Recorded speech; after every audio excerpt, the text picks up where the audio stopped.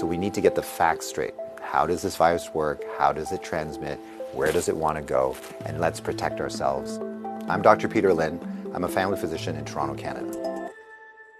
The coronavirus is a family of viruses that can cause as mild things as just a common cold, all the way up to SARS or MERS. These are these bad pneumonias that we're talking about. And basically what these viruses are, they look like a tennis ball with all these spikes sticking out of it. And depending on the type of spike, it allows that virus to attach to certain places. So some viruses, they have the spike that attaches to your nose. So basically you just get a common cold. But the SARS virus and this new virus that we're talking about has the spike that allows it to attach to the cells in your lung. And when it attaches there, it puts in information to make photocopies of itself. So it uses our equipment to make more viruses.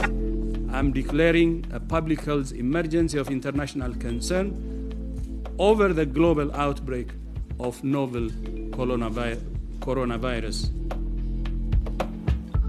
Most of the coronaviruses live in animals. In this particular case, it was from Wuhan. There was a fish market where they were selling live animals. And the thought is that the virus was in a live animal, then it crossed into a human. But then what we found was that people were getting sick in terms of healthcare workers, in terms of family members that were looking after them, which now meant that the virus can pass from human to another human. Just like all viruses, it needs to reach a target, which is your lung. And it has to get there with your help. It has no feet and no wings. So therefore it needs us to move it there. So that's why we keep saying, don't hang around sneezy people because you're gonna breathe it in. And don't touch your face because that's how the virus is gonna get in. The masks are helpful, but they're not necessary because they're leaky. The ones that you and I buy basically have pockets here, so therefore the virus can get in. What the masks really do is they stop us from touching our face. If you're sick, we tend to mask you, so therefore you're not spewing out the viruses to other people sitting around you. The true people that have the real masks are the N95. Those are sealed. These are for the doctors that may be caring for their patients. So in the beginning, the coronavirus will cause kind of like flu-like symptoms or a cold. So people just get the stuffy nose, that kind of thing. But you'll understand that as soon as that virus starts manufacturing in your lung cells, they're producing all these copies of the virus, all of a sudden now you kill the lung cells. So now you can't exchange oxygen, and that's why one of the early symptoms is people get very short of breath and they tend to have a difficult time breathing, and that's why they end up in hospital. So currently, unfortunately, we don't have a direct treatment for the coronavirus. So we don't have a medication that can kill it off.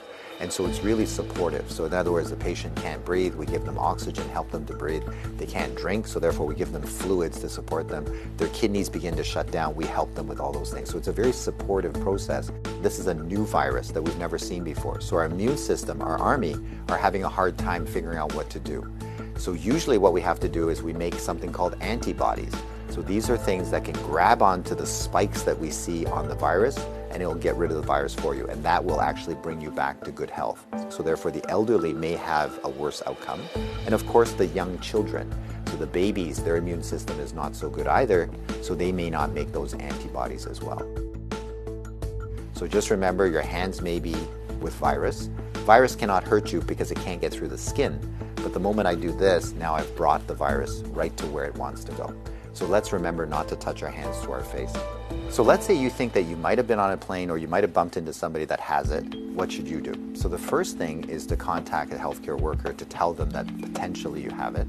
If you're feeling symptoms and you're going to go into a facility, call ahead. Okay, so whether you're calling the paramedics or whether you're calling the hospital or your doctor, just mention that you were on a flight.